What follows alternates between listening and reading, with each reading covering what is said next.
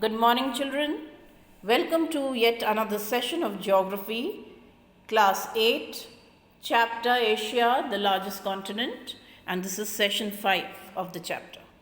So, this is a continuation of what we have discussed earlier, the question answers, the short answers, and the answers in detail.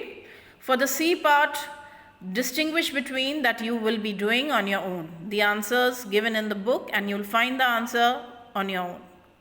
For the D part, give a single term for each of the following: a plateau surrounded by mountains, intermontane plateau, an area of lowland which is inundated by water, that can be the river basin, a body of land completely surrounded by water, island, a forest of cone-bearing trees having needle-shaped leaves, and that is the coniferous forest. Okay, we come to the next page. Now this is give reasons. The plants of the tundra region do not attain much height. Now we turn over to page about where the tundra region is mentioned, and that is page number 68.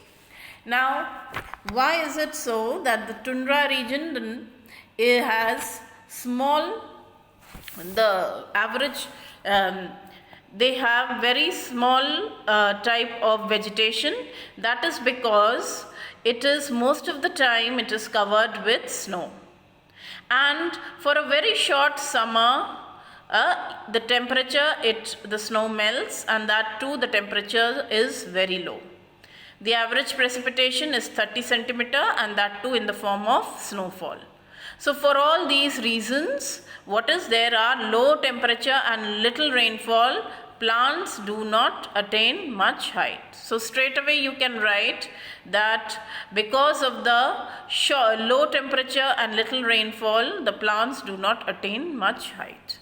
Okay, we'll come to the next question, and it is natural vegetation of the steppes is grasses, and for that we come to page number 69, and the moisture. Now, why is it so that the steppes, the natural vegetation of the steppes is the grasses. The moisture here is not sufficient to allow trees to grow. Therefore, the natural vegetation grows in the form of grasses. Okay, simple. Under vegetation and animals, you will write that the moisture is not sufficient to allow trees to grow here. As such, the natural vegetation is in the form of grasses.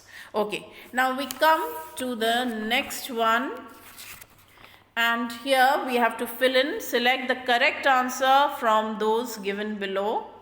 And the first one, Ural Mountains form the western boundary of Asia.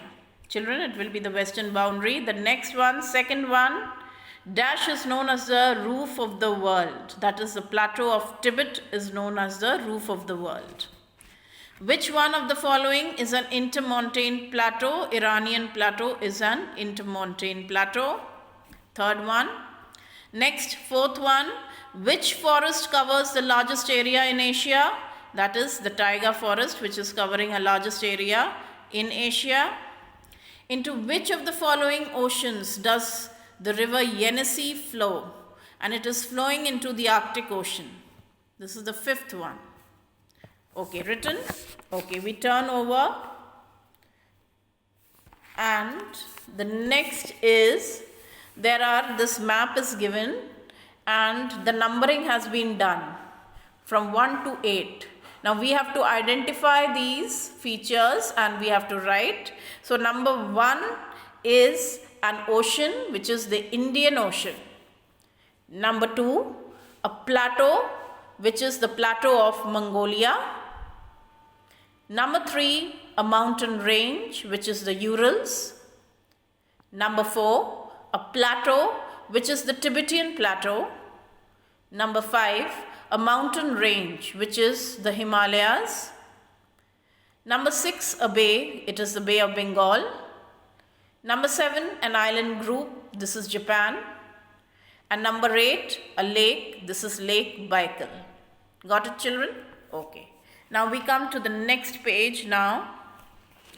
And here there are 2 questions for pictures being given, and we have to identify the vegetation shown in the pictures, and then we have to mention 1 climatic conditions which is prevailing in each of the regions.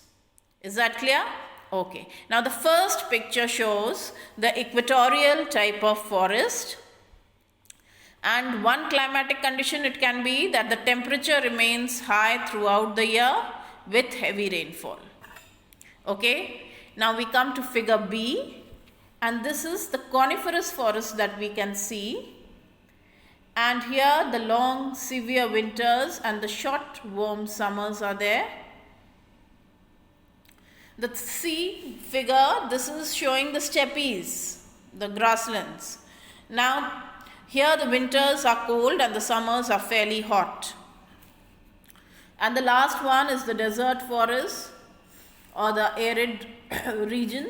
Now here the rainfall in these regions is very limited. This is one of the characteristic climatic conditions.